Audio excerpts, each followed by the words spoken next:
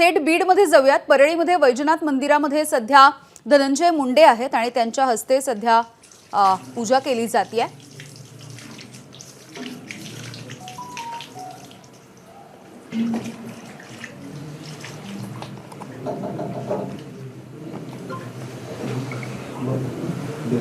एक बटन लावा फॅनचं पाठीमागे लावा आणखीन एक वरती। गोविंद शेळके आमचे प्रतिनिधी आपल्याला माहिती देतात। गोविंद, यामिनी आपण बघतोय की राज्याचे अन्न पुरवठा मंत्री धनंजय मुंडे हे 12 ज्योतिर्लिंगापैकी एक ज्योतिर्लिंग असलेल्या प्रभू वैद्यनाथाच्या ज्योतिर्लिंगाचं दर्शन घेण्यासाठी पोहोचलेत। दर्शन घेतल्यानंतर त्यांनी या ठिकाणी पूजा केली आणि इथून ते त्यांच्या जगमित्र या कार्यालयामध्ये जाऊन बसणार आहेत। त्या ठिकाणी जे त्यांच्या मतदारसंघातील लोक असतील, जिल्ह्यातले लोक असतील, जे रोज कामानिमित्त येत असतात, त्यांच्याशी भेटीगाठी करणार आहेत। परवा दिवशी सकाळी खरं तर धनंजय मुंडे हे त्यांच्या मूळ गावी नात्रा या ठिकाणी आले आणि ते ज्यावेळी नात्रा या गावी बसलेले होते त्याच वेळी आपण बघितलं की काल दिवसभर परळी शहरामध्ये आंदोलन झाले। वाल्मिक कराड संदर्भात सीआयडीनं त्यांचं वर्जन कोर्टामध्ये मांडलं।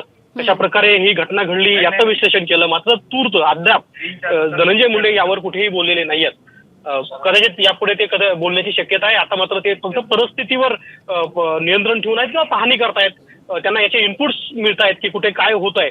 आज त्या ज्यावेळी कार्यकर्त्यांशी भेटतील त्यावेळेस कोणती चर्चा होते, काय होते हे पाहणं महत्वाचं ठरणार आहे। एक मात्र खरं आहे की मला वाटतं राज्य सरकार कॅबिनेट मिटिंग आहे आणि कॅबिनेट मिटिंगला सुद्धा धनंजय मुंडे उपस्थित राहतील असं वाटत नाही, कारण आता ते कार्यालयामध्ये बसणार आहेत आणि आज कदाचित ते परळीमध्येच असतील अशी माहिती आपल्याला मिळते। यामिनी, अगदी गोविंद, धनंजय मुंडे यांच्या सोबत आणखी कोण कोण आहेत यापैकी काही कळू शकलंय?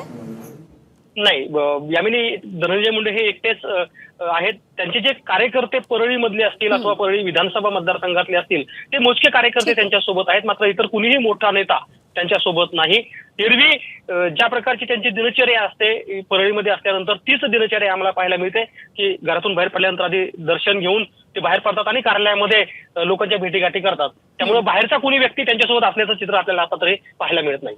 ठीक आहे गोविंद, तुम्ही म्हणताय त्या पद्धतीने आता पूजा झाल्याच्या नंतर जेव्हा धनंजय मुंडे हे त्यांच्या कार्यालयात जातील, अर्थातच सगळी माध्यमं सुद्धा त्या ठिकाणी आहेत आणि एकंदरीतच परळीमधलं आणि एकूणच बीडमधलं वातावरण याविषयी निश्चितपणे ते काही बोलतात का हे बघणं महत्त्वाचं ठरेल। धन्यवाद या माहितीसाठी।